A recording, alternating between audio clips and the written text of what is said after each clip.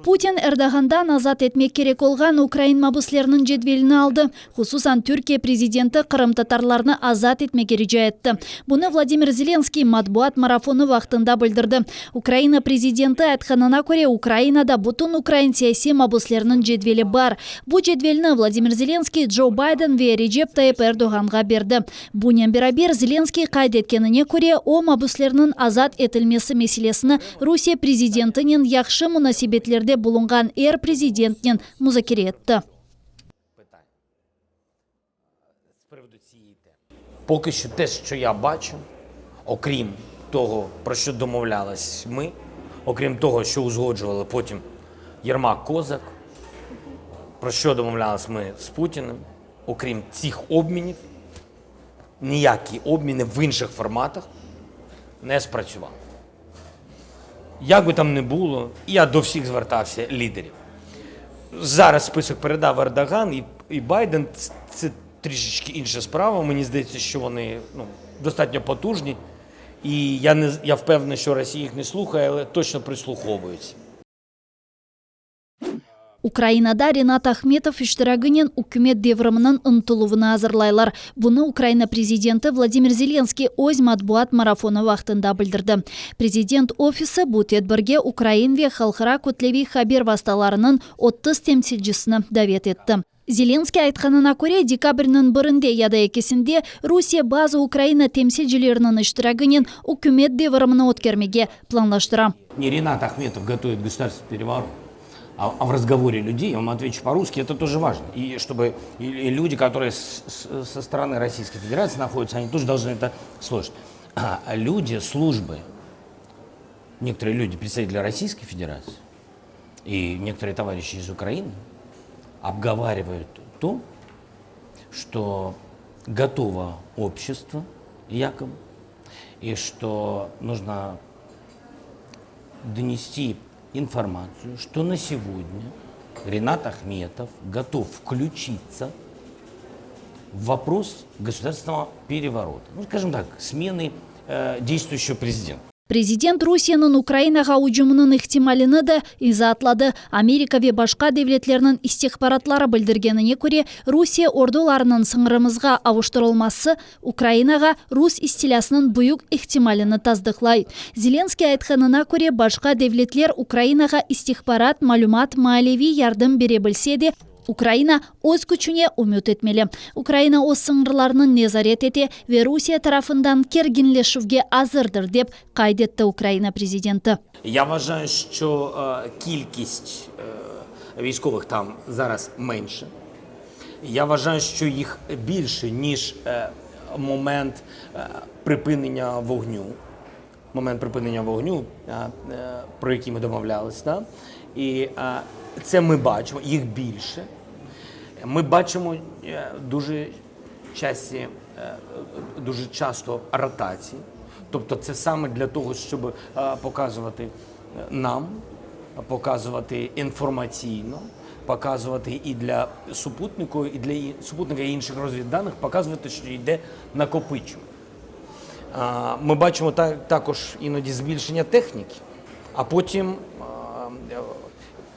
техніку привезли, а потім відійшли.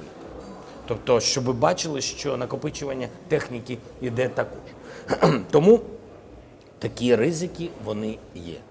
Бунен берабер Зеленский Вагнер шахси арби шirketinin рус ялчылары тұтылмасынан бозуынен бақлы қавғаны да тефсиретті. Украина президенті білдіргеніне көре обу операцияны таздықламады. Андрей Ермак оны башқа вақытқа қалдырмады. Зеленский бұл операциясыны тешкіл еткен истихбаратының сабық елбасшысы Василий Бурбаны Порошенконы мемнун етмек үшін Украинаны Америка ве Түркиянен қавға еттірмеге истеген намуссыз инсан деп адландырды.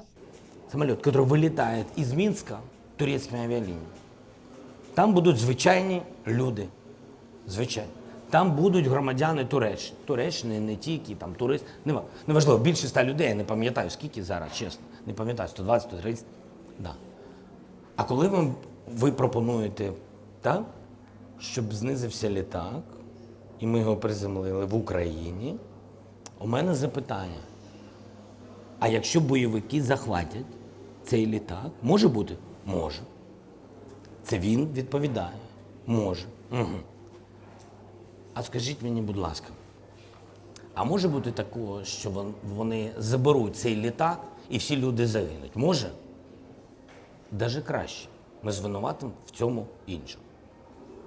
Я сказав, я вважаю, що це не наша операція. Це була моя відповідь. Вона не продумана детально.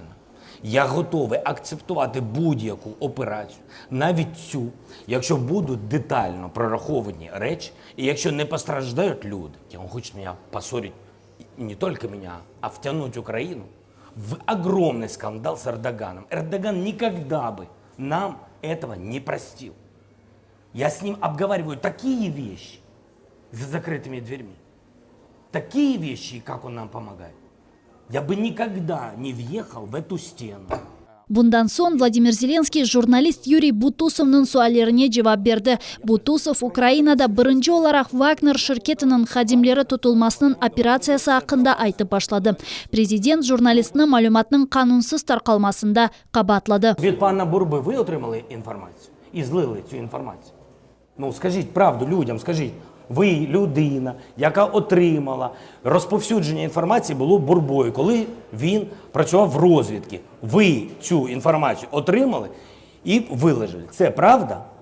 Скажіть правду один раз, можна? Дуже дякую вам за запитання. Butusov buna javob olarak prezidentni yalan aytmasida qabatladi. Брехня. Ви це говорите для того, щоб не відповідати за себе, за Єрмака, за Демченка, де ви порушили закон про люстрацію і призначили російського агента. Тому ваша тактика така – обріхати людей, які про щось пишуть, видумати кучу балачок, і оскільки ви користуєтесь таким коротким форматом, просто собі весело піти з новий жарт кварталу 95. Так от я вам хочу сказати, ваша брехня всім вже дуже добре видна. Bundan da gayrı Vladimir Zelenskiy ikinci kere prezident olganda ne yapacağını aytdı. Saylav kampaniyası vaqtında o tek 5 yıl devamında prezident vazifelerini icra edeceğini bildirdi. Şimdi ise buna o degilde cemiyet karar bermeli dep aytdı.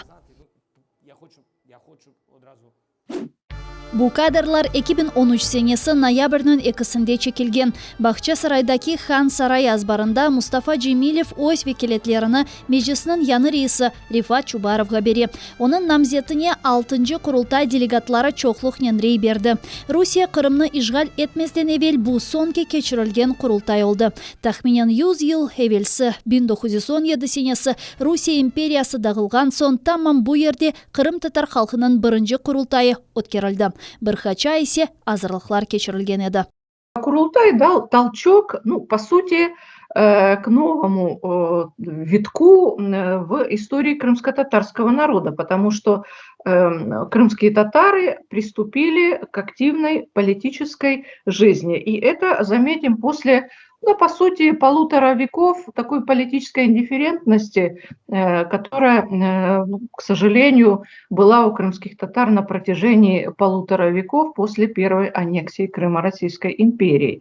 Bu gayeni 32 yaşında olgan Musulman İcra Komitetining başı Noman Chilbijihan yerine ketirdi. Noyabrning 26'sında o Han Sarayda birinci kurultayni toplay. Dekabrning 9'unda ise Qrimning her bir ko'chasidan 76 delegat Qrim tatarlar uchun muhim qarorlar ala. Böylelikle Qrim Xalq Cumhuriyeti'nin teşkil etilmesi hakkında beyanname ve anayasa kabul edildi. Aynı gün Altın Tamga ile Көк түсті bayrak devlet bayrağı olarak tanıla. Курултай, його значення найтаке глибоке було в тому, що він не перебрав на себе вирішення долі Криму, як одноосібно. Він закликав від імені кримсько-татарського народу інших провести свої зібрання і потім вже висунути своїх представників, і потім вже зібратися на установчий з'їзд задля вирішення долі Криму. Це було таке, знаєте, таке благородство з боку кримських татар. Кырым Хак Cumhuriyeti kurulup öyle de gerçekçe çevrilmedi. 1917 senesi yanvar ayında Bolşevikler Kırım Tatar hükümetini dağıtıp onun başı Numan Çelebijihan'ı apiske atalar. 27 kun geçken son 1917 senesi fevralının 23'ünde onu vahşice öldürürler. Kırım Tatarlar için represiyalar devri başlay. Olarını devlet vazifelerinden çıkarıp takip eteler. 1944 senesi ise bütün halkını hainlikte kabatlap Orta Asya ve Uralga sürgün eteler. Ama birinci kurultay sürgünlükte milli hareket şekillenmesinin temeli ola. Такая легалистская, интеллектуальная составляющая, она позволила крымским татарам вернуться на историческую родину уже после 50 лет изгнания. Позволила в 1991 году провести второй курултай крымско-татарского народа. Видите, насколько важны все-таки вот эти вот традиции, да, традиции парламентаризма, если угодно, традиции государствообразующего народа.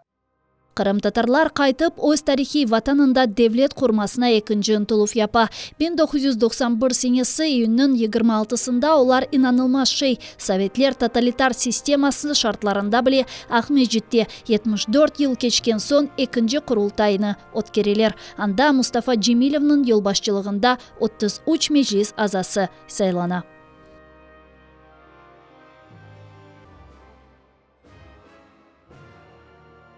У 1991 році, коли ми відтворювали Хорултай кримськотатарського народу, то ми просто розумілися те, що ми є продовженням того першого Хорултаю, і дуже багато нових принципів і щодо своєї діяльності, і щодо політики в Криму назовні ми взяли саме з тих чітких таких підходів, які були закладені першим Хорултаєм. Народи, які позбавлені своєї державності, для них є дуже важливим використовувати національні інструменти задля вирішення найактуальних для себе проблем. Ukrayna müstakilligi yılları Kırım'da da 4 kurultay çağrılığı toplaşa. 2014 senesi Mart'nın 29'ında ise endi işgalden son da bir nevbetten tış sesiya geçti. Anda Kırım Tatar halkı öz-özünü idare etu hakkında karar kabul etti. Мы объявляем всем сторонам о начале политических и правовых процедур по созданию национально-территориальной автономии крымско-татарского народа на его исторической территории в Крыму. Birinci kurultayının gayeleri bugün aktualdir. Ukrayna terkibinde Kırım Tatar milli territorial muhtariyetini kurmağa arzu ali da yerine getirilmedi. Ukrayna hakimiyeti Kırım tamir halkının aklarını gayridan tiklemek için çok şey yapmalı. 3 yıl devamında çırak yakıp akşamlık aşaylar Bahçesaray rayonundaki Приятное свидание koyunun sakinleri Kırımenergo hareketsizliğinden sebep artık 3 yıl elektriksiz yaşay. Da 2017 senesi enerjiya teslimatçıları yerli sakinlerinin evlerinde elektrika peyda olacağına söz bergen edi. Ama o vakittan beri hiçbir şey denişmedi. Direkler tursa da teller yok. 3 yıl içinde sakinler çeşit işgalciler instansiyalarına ketti. İnsanlar çırak yakıp akşamlık aşamağa alıştı. Karanlık baskanda insanlar Tavrida yolunun yarıklarına baka. Kırımenergo şirketinde aytkanlarına göre Приятное свидание koyunda elektrikanen bağlı problemaları Covid sebebinden çözülüp olamay. Тянут кабель мимо нас, мимо нашего массива. Про жителей нашего массива никто не подумал, никто даже и не вспомнил о том, что здесь живут люди без света. С левой стороны у нас будет путь, с правой стороны у нас мебельный цех, который тоже предприятие Крыменерго смогло подключить, нашло технические мощности, а вот нас, к сожалению, никак не может. Приходится использовать для получения электроэнергии генераторы. Уже купили их 3 штуки, потому что постоянно они ломаются. Я экономлю на продуктах, на одежде, на своих детях. Только для того, чтобы закупить топливо и чтобы у нас была возможность нормально существовать. Душман шарқи жебеде артиллерияны қолланды. Украина аскерлері арасында ғайыплар жоқтыр. Бірлешкен Құветлер операциясының штабында білдіргенлеріне көре, рус ишғалчылары Азақ деңізі ялысындаки Красногоровка, Авдеевка ве Лебединская қасабаларны қорчалаған Украин арбийлер позицияларына 82 ве 120 калибрлы майынларнен уджум етті. Бунен берабер душман Луганская, Южная, Новоташковская, Катериновка, Попасная, Новоалександровка ве Светлодар қасабалары жеварына атеш açты. Анда чешет граната атычы тертибатлары, бойық калибрлы құршын атычы тертибатлары ве башқа силя қоланылды. Втрат серед військовослужбовців об'єднаних сил внаслідок дій ворога немає. Українські захисники відкривали вогонь у відповідь, не застосовуючи заборонене мінськими домовленостями озброєння, та змусили противника припинити обстріли. Завдяки зусиллям наших воїнів рубежі українських підрозділів залишилися незмінними. Впродовж поточної доби, 26 листопада, з боку російсько-окупаційних військ порушень режиму припинення вогню не зафіксовано. Украинада кечкен күн коронавирус 15 bin insanda belgilendi. 608 kişi hastalık ağırlaşması neticesinde vefat etti. Kiev'de COVID hastalarının göstergeci en yüksektir. Anda 1438 insan COVID'ge uğradı. Kiev ve 18 vilayet alida epidemiya tehlikesinin kırmızı zonasında bulunmakta. Şu sırada Ukraynalıların %42'sinden ziyade bir aşı, %33'ü 2 aşı yaptırdı. Згідно з рекомендаціями ВООЗ, показник щеплених людей у світі до кінця року має становити 40%. За минулу добу в Україні 273 875 людей вакциновано проти COVID-19. Із них своє перше щеплення отримали 81 516 людей. Завершили курс вакцинації від COVID-19 192 359 людей. AstraZeneca vaksinasının 400 bin dozasının yararlıq müddeti bitkeni için olarını işleyecekler. Bunu Ukrayna'nın baş sanitari kımı Igor Kuzin bildirdi. Kuzin aytkanına göre AstraZeneca'nın aşılanған insanlarda tromboz ve başka yan neticelerinin peyda olması hakkında malumat tarqalğanından sebep bu vaksina kullanılmadı. Ukrayna Sağlık Nazirliginde bildirgenlerine göre balalar için COVID sertifikatlары peyda oldu.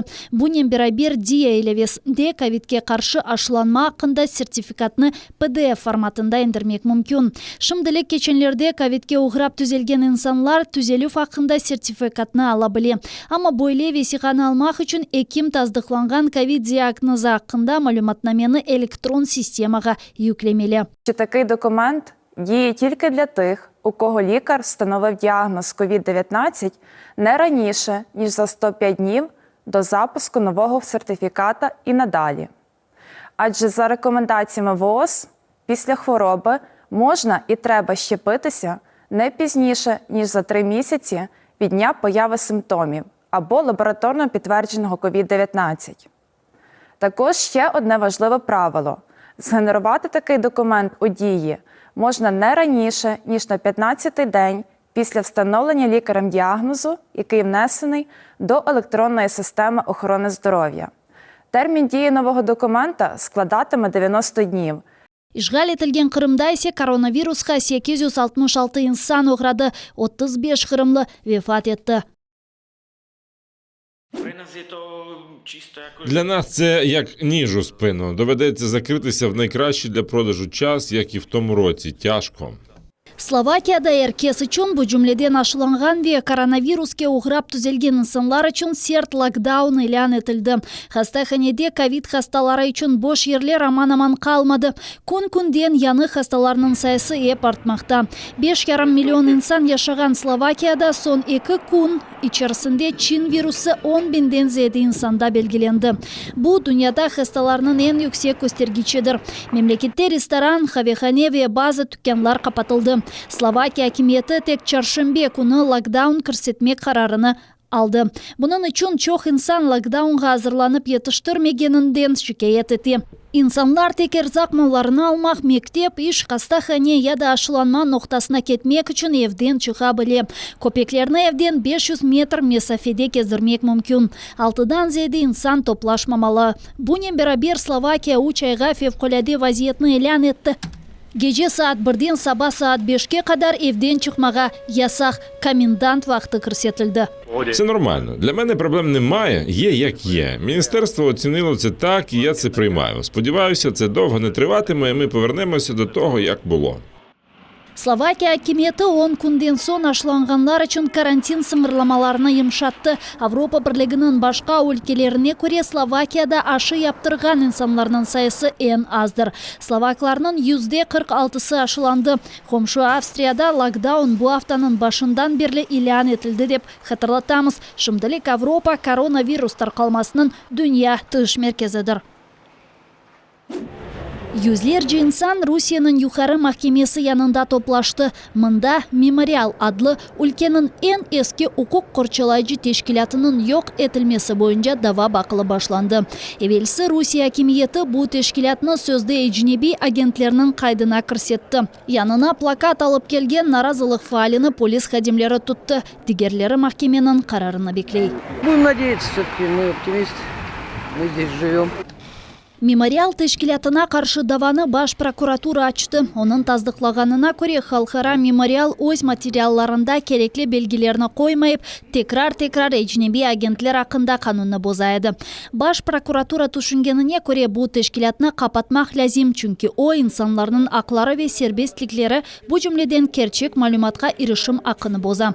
Aynı mahkemeci 2019 senesi Lev Ponomaryov'nun insan hakları için hareketini ecnebi agentinin belgisi olmağanı için para cezalarından sebep kapattı. Bu sefer teşkilatını tecrübeli ve itibarlı advokatlar korçalay. Оларның айтқанына көре Memorial teşkilatı bütün hatalarını vaxtında түзетті ve onu yok etmege esaslar yoktur. Mahkemeye oturuşu 5,5 saat devam etti. Neticede mahkemeci dava bakılmasını dekabrının 14'üne devam etmege karar çıkardı. Memorial teşkilatının temsilcileri bunu yaxşı aleme dep saya. Teşkilatını Moskvada 1992 senesi kurdular. Akademik Andrey Sakharov onun birinci fahri yolbaşçısı oldu. 2016 senesi Halkara Memorial ecnebi agentlerinin cedveline kırsetildi. Avropa Şurası, Avropa Birliği devletlerinin elçileri ve siyasetçileri teşkilatını destekledi. Nobel mükafatının laureatı Mikhail Gorbachev ve Dmitry Muratov da Memorial'ını kapatmamağa çağırdı.